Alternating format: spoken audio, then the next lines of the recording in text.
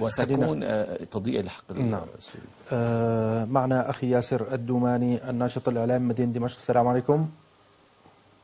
وعليكم السلام، حياك الله وحيا ضيوفك وقناة سوريا الشعب. حياك الله أخي ياسر، يا ريت تحطنا بالوضع الميداني في دمشق اليوم وريفها.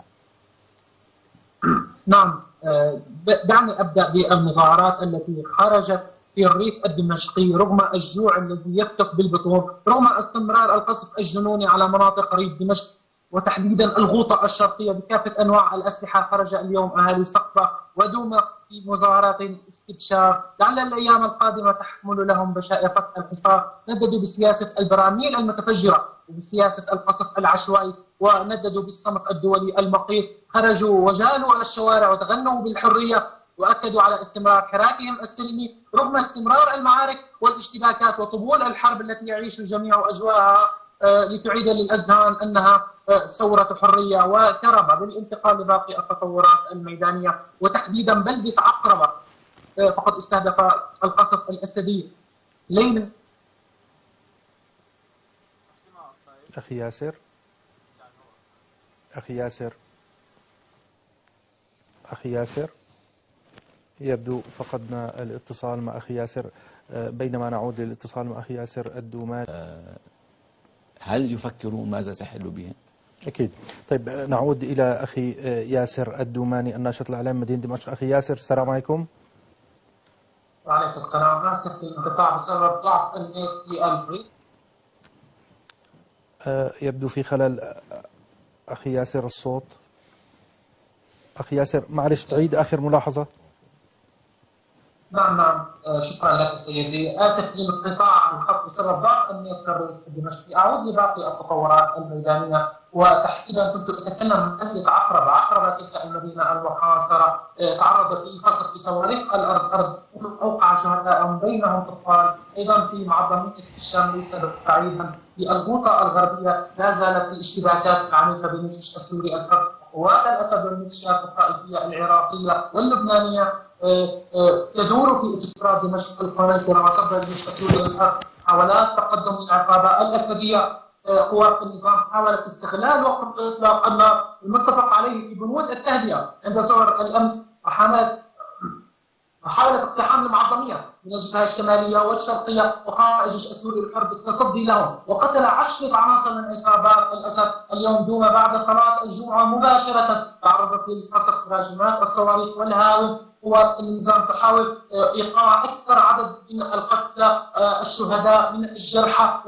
تستغل الوضع الطبي السيء في الريف الدمشقي وسنقص حاد في الأدوية ونقص حاد في المواد الطبية والكوادر الطبية والحملة التي تتعرض لها الغوطة الشرقية من التحريض والتشويه والإعلام عن النظام ضد الأهالي الذين يتعرضون لحملة قتل ممنهج ازدادت وتيرتها في الفترة الأخيرة. بالنسبة لأخبار العاصمة الدمشقية فقد سقط عدة صواريخ على حي القابون الدمشقي وسمع صوت غريب لانفجار دوى صوته في أنحاء القابون. أيضا اشتباكات عنيفة على جهة أوتوستراد دمشق حمص، قصف عنيف من حاجز البلدية مع محاولات قوات الأسد اقتحام الحي. أيضا جرت اشتباكات مماثلة ليس بعيدا في شرقي دمشق في برزة وجوبر وحي تشرين الدمشقي. أحياء دمشق الجنوبية تتعرض للقصف وخصوصا العسالي فهي تتعرض لقصف بصواريخ داوود الإيرانية. استهدف القصف منطقة المجمع الصناعي وحارة الجورة أيضا في الريف الدمشقي في الغوطة الشرقية. نحن نتكلم عن معارك يومية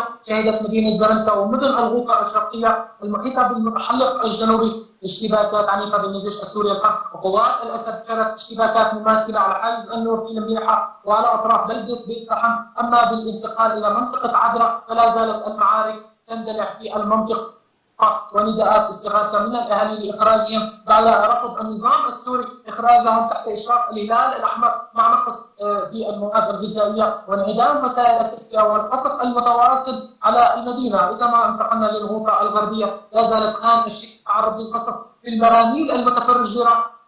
استشهدت عائلة أمس مؤلفة من أب وعدد من الأولاد جراء القصف على مخيم اللاجئين. لا زالت الاشتباكات متواصلة في معركة ادخلوا عليهم الباب. إذا ما انتقلنا أخيرا للقلمون فلا زال القصف متواصلا على كل من الزبداني ويبرود وتلفيته، ولا زالت قوات الجيش السوري القصف تغلق الطريق الدولي رغم القصف ورغم الامدادات الكبيرة للنظام من حوالي الشهر من جهة منطقة ريما في يبرود. القصف متواصل على تلك المنطقة وعلى مزارع أي الصالحية. وفي وادي بردة الجيش السوري يقصف اللواء 13 حرس جمهوري بصواريخ محلية الصنع ردا على القصف العنيف على مناطق القلمون.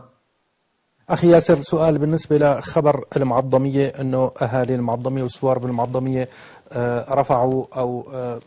رفعوا أعلام عصابات بشار مقابل أنه يكون في ممر إنساني يزودون بالدواء والطعام، هل هذا صحيح؟ سأتكلم عن معظمية الشام. المعظمية هي خاصرة دمشق الغربية، اسم ذات معروف إلى جانب أختها وجارتها دارية. عانى منذ ما يزيد عن العام الكامل حصار خانق بكل معنى الكلمة، لا ماء لا كهرباء لا غذاء لا أي نوع من أنواع الأدوية. استمرت المعظمية لأكثر من عام تحت وطأة الحصار. أخذ الأهالي بأكل أوراق الشجر، ولكن مع قدوم الشتاء تساقط أوراق الشجر وضربت الموارد الغذائية خاصة بعد العاصفة الثلجية التي ضربت المنطقة في الأسبوع الماضي. قضت على ما يملكه الأهالي من الطعام. كل هذا والمجتمع الدولي والعربي وجميع المنظمات العالمية والإنسانية وقفت تتفرج على الأطفال وهم يموتون جوعا. ما يزيد عن 11 شهيدا من الجوع ونقص التغذية وتهديد حياة الآلاف من المقيم داخلها.